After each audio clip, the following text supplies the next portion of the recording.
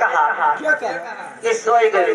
पार्वती जी कहे क्या कहा साथी साथे अब कई बिहार में बर्जक नहीं जराए और बाहर से जब बन जावे कुकुर घर घर खाई चाली आई ऐसे चली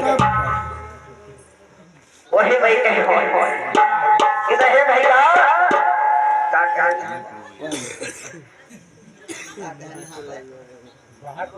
अरे भाई